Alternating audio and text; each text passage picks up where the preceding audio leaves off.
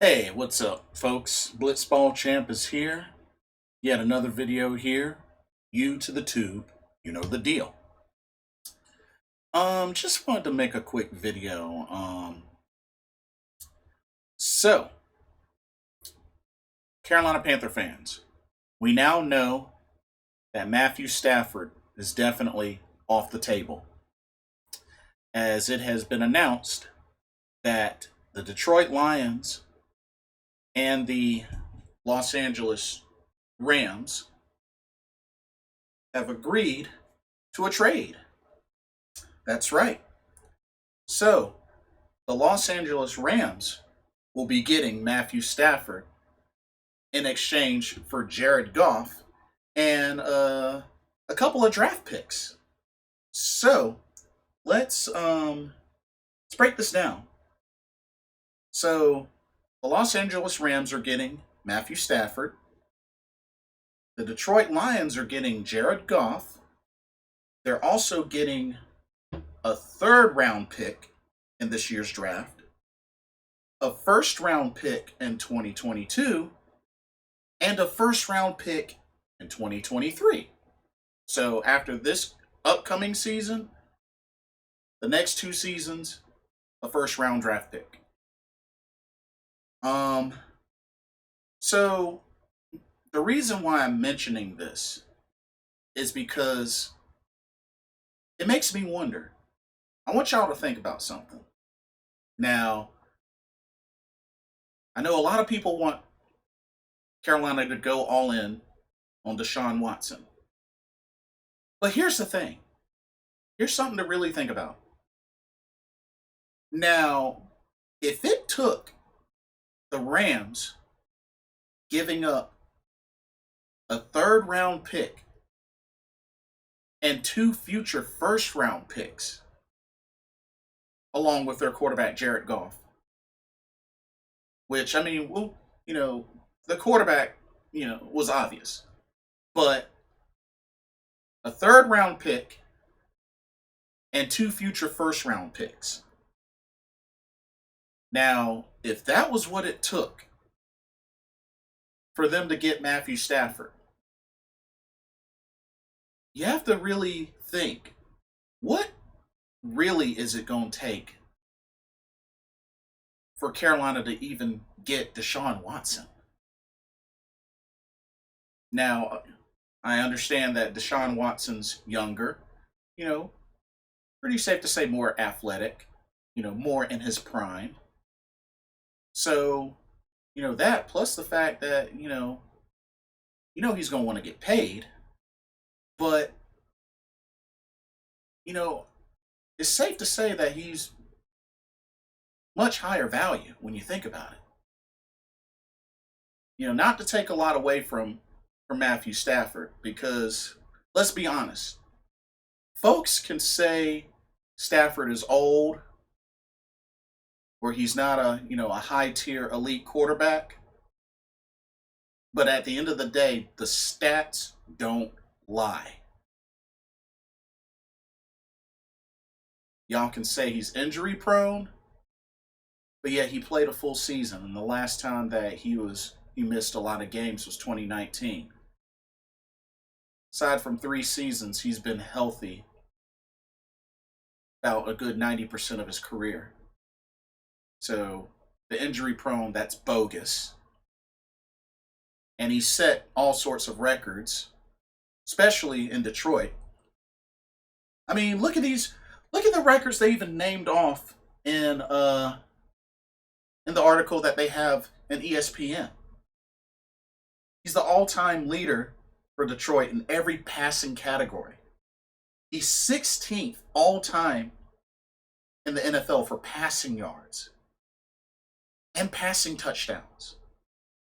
18th in attempts, 14th in completions, has a career passer rating of 89.9 and is number 21 all time. He's number 4 all time in passing yards per game.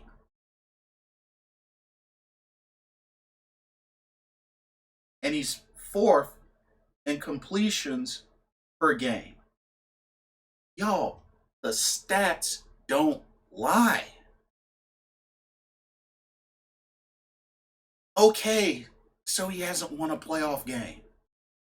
The stats don't lie. I say again, when was the last time that you remember Detroit having a good defense? Stafford can't play defense. But anyway, I don't want to get off topic too much. But we have to think, you know, with what was used in this trade, like, because I know a lot of people, are going to favor DeShaun Watson over Matthew Stafford, and that's understandable. And would he be worth more? Totally agree. So you have to think, y'all, is it still worth it going all in? What would that really look like? If the Rams trading their quarterback, a third round and 2 first round picks, was what it took to get Stafford, can you imagine what it would have to take to get DeShaun Watson? Do we really want to go there? Do we really want to go there? I'm not saying that DeShaun Watson wouldn't be an upgrade. He would be a ginormous upgrade. Especially over Teddy Two Gloves check down Bridgewater. But is that big of an investment really worth it? Or should we really focus on the draft? Getting a quarterback in the draft. Now, I understand in focusing on getting a quarterback in the draft, that would mean potentially getting somebody that might have to sit behind Teddy Bridgewater, which henceforth would probably mean we'd have to go through another season with Teddy Bridgewater, barring any, season ending injuries or whatnot.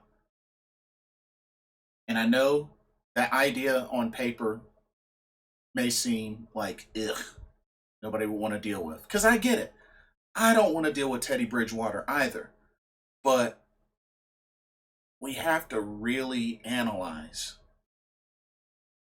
the advantages and disadvantages, and also have to ask ourselves, what consequences are you willing to deal with more? Because there's the consequence of us going all in, getting DeShaun Watson, and in 2 to 3 years, we don't get a Super Bowl. And then there's going into the draft, getting a quarterback, and there's the possibility of him being a bust. Which it may take longer as far as, championship contender, whatnot, with a quarterback from the draft. But it could also turn out to be a bust, which would mean even more years. Which consequence are y'all able to deal with if it came to that? That's something you got to think about. Something you got to think about. So ultimately, getting DeShaun Watson on paper sounds great.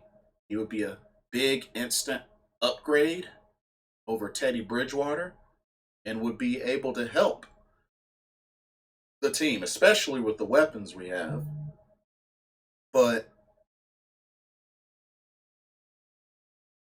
what would it really take? What does going all in on DeShaun Watson look like for Carolina? Because like I said, if you think about the Goff Stafford trade,